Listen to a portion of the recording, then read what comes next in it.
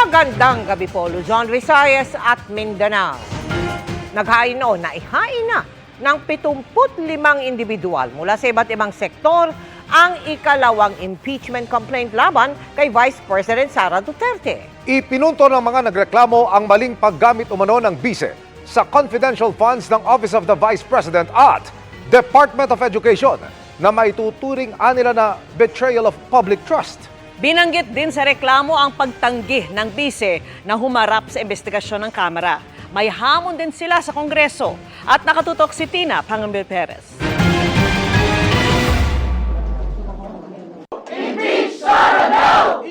Hindi kagaya ng naunang isinampang impeachment complaint laban kay Vice President Sara Duterte na may 4 na grounds for impeachment, iisa lang ang tinukoy sa ikalawang reklamong inihain sa Kamara, ang betrayal of public trust o pagtataksil sa tiwala ng taong bayan. Ito ay dahil sa paglustay umano ng bise sa confidential funds ng kanyang tanggapan. Sa araw na ito, inaakusahan namin si Vice President Sara Duterte ng pagtataksil sa tiwalang ito sa pamamagitan ng paglustay ng 612.5 million na confidential funds ng Office of the Vice President at Department of Education.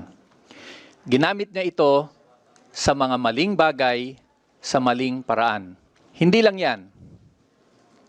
Nanguna rin si Vice President Duterte sa pag-cover up ng kanyang paglustay sa pamamagitan ng mga pekeng resibo, mga gawa-gawang acknowledgement receipts, mga maling dokumento na isinabmit niya sa Commission on Audit. Pwede naman kami magdagdag ng marami pa.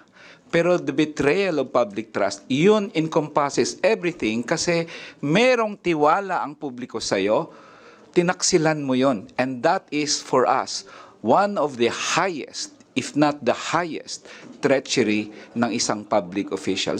Formal nang inihahain ngayon dito sa Kamara ang pangalawang impeachment complaint laban kay Vice President Sara Duterte. 75 individual mula sa iba't ibang sektor ang tumatayong complainant. Inendorso ng ACT Teachers Party List, Kabataan Party List at Gabriela Women's Party ang reklamo. Binanggit din sa reklamo ang pagtanggi ni Vice President Duterte na humarap sa investigasyon ng Kamara tungkol sa paggamit ng confidential funds. Dapat managot si Vice President sa paglustay ng pondo ng Office of the Vice President at ng DepEd. Hindi dapat na binababoy ang proseso ng mekanismo ng accountability. Hindi dapat tinatakasan ito. Ito ay dapat hinaharap. Itatransmit na raw ng Secretary General ng Kamara ang dalawang impeachment complaints sa tanggapan ng Speaker. We assure the public that this process will be conducted with integrity, guided by the principles of due process and adherence to the Constitution. We call on all parties involved to respect the legal proceedings and allow the constitutionally prescribed process to take its course. Idiniin ng Malacanang na wala itong kinalaman sa mga impeachment complaint laban sa bise, lalo't nagsalita na si Pangulong Bongbong Marcos na hindi siya pabor dito.